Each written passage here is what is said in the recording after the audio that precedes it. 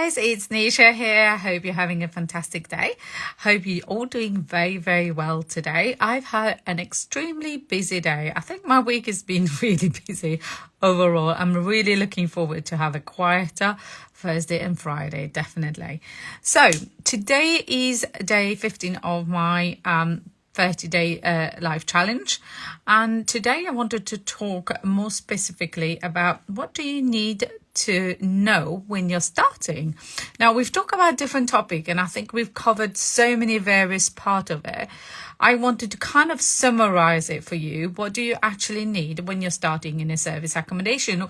And that is not just a list of everything. That is the bare minimum you need to know when you're thinking about starting a service accommodation.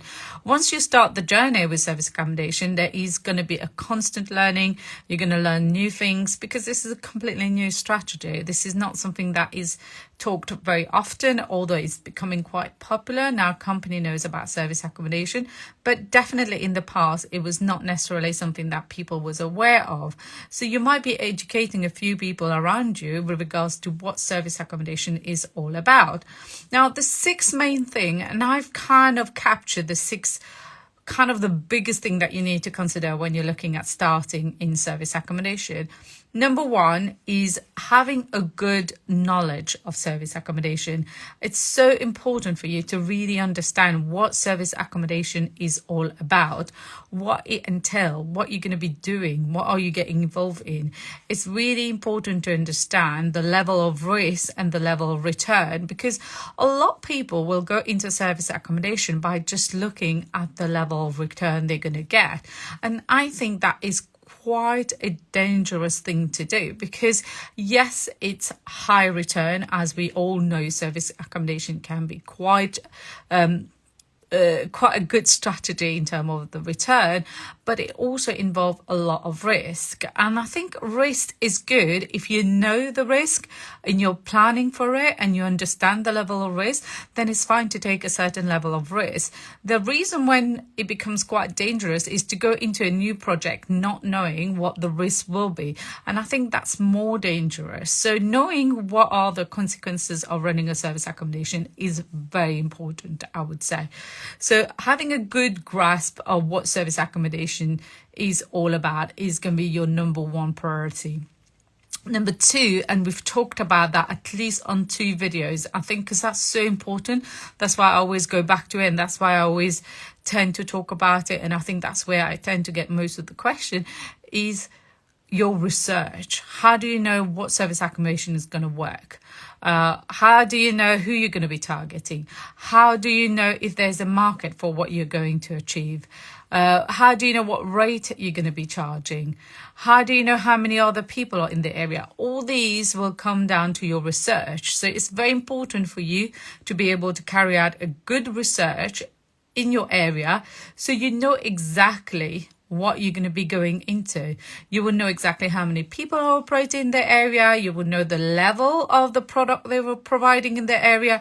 You will also understand whether you can target the same level or do something slightly better or do something completely different, because sometimes service accommodation is about doing what other people are not doing. And that could be a new concept altogether. But as long as it's something that's going to work, it doesn't matter if you're going to be completely different to what other people are currently offering. I think that is something you need to consider. But research will allow you to understand who are operating there, how much you can charge, and more importantly, what strategy you're going to be using in that area. Is it going to be leisure? Is it going to be a business traveler market that you're going to be lending into? What are you going to be doing with your property? What size of property you're going to be going for? So for me, I think research is so important when you're starting a service accommodation business. Number 3 is deciding on which strategy you're going to be going for. Now, you can argue that's part of your research, but I've seen so many people who do a really good research and understand the area, but they will still not know who you're targeting, because the approach they're going to use is they're trying to approach all the different type of people that is traveling to that area. And I think that is a really bad way to start. You need to be more focused. You need to understand who's coming, but who you're going to target. Yes, you can accommodate other type of travelers in your property. By all means, I do that. Anybody do that. but you need to have one target audience that you're constantly aiming for, because that having that clear in your mind will allow you to be able then to create a product that's going to be attractive for them. So once you know who you're targeting, you're able to create a product that matches their requirement. And I think we've talked about that in research as well. So it's knowing, for example, if you're going for families coming and staying over, it's important that the house is child friendly, for example. So this is something that you will need to include in your product. So it's very, very important once you've done your research is to decide, okay, this is the people I'm going to target. Yes, I may get other people coming and stay with me, but these are the people that I'm going to be focusing on. So that's number 3. And I think that's quite important when you're starting. Number 4 is to decide on a channel manager. Now, a lot of people would not necessarily think about a channel manager to start with, but I think it's one of the most important decisions, because the way you run your business and the service level you're going to offer will depend on the channel manager you're using. So I think for me, it's very important for you to start thinking about your channel manager, start doing a bit of research on who are the channel manager. And if you've missed my previous video, I did do one on service channel manager, so you can look at that. So just on service accommodation, just make sure when you're choosing your channel manager, just make sure you're not using a channel manager which is designed for hotels. You don't want to do that.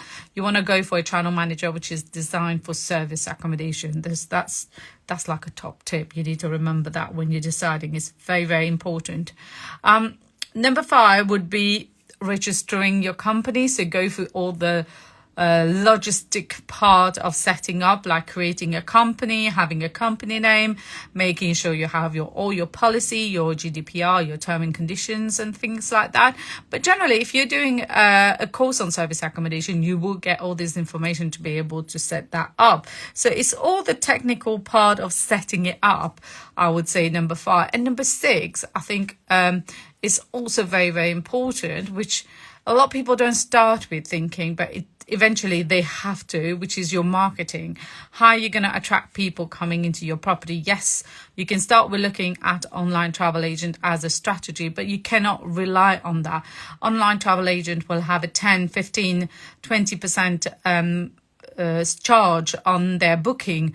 You do not want to be paying for 10-20% of your commission on your booking as commission to online travel agent.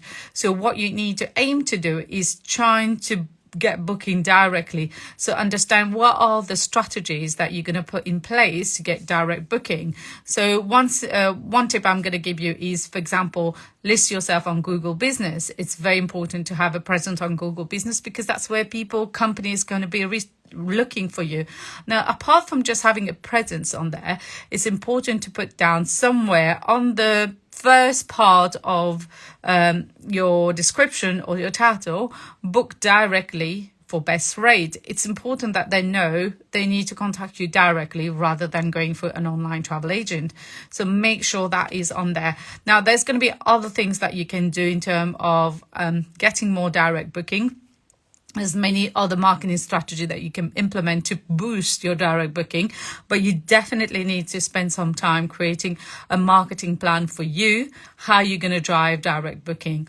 I think the first thing is to start having your own website. That's very, very important to be able to drive direct booking. That's the first thing I would say. I'm not going to go into all the detail. I will do at some point another video, which is going to be just about trying to get all those direct booking. I hope you have found these 6 points useful. This is something for you to consider if you're planning to go into service accommodation. If you're already in service accommodation, I'm sure you're implementing all these 6. If you're not, then I think it's time for you to think about implementing this, because it will make a difference to your business. It's not about just running a service accommodation, it's running a very effective service accommodation. So be very strategic with how you're running your business. Is going to make you the maximum level of profit. I hope you have found this useful. I just wanted to say hello to Anu and hello to Romana. Do you have any question? Because I know you had a question last time. So just wondering if you've got any question. If you want to, you can put it down. I'll be more than happy to answer your questions. As always, I'm here if you've got any question. I'll try my best to help you and guide you through your service accommodation journey. But yeah, this is the six main point. Like I say, knowledge, research your area, decide on your strategy, which is very important. Number 3. Number 4 is decide on your channel manager. That is also very, very important. Number 5 is to register your company and register for all the compliance that you need to, whether it's creating your GDPR policy, being data protection, having your ICO registration. All these are quite important. So you need to make sure you have all these in place, whether it's your risk assessment, whether it's your fire risk assessment, you do need to have that, or even just a contingency plan. You need to create all these documents. It's very important for you. And number 6 is your marketing. So hope you have found this useful. I hope you'll remember these 6 points when you're setting up your service accommodation business. And if you've got any question, please drop me a comment there and I'll be more than happy to answer all your questions. Have a fantastic evening, everyone. Take care. Bye.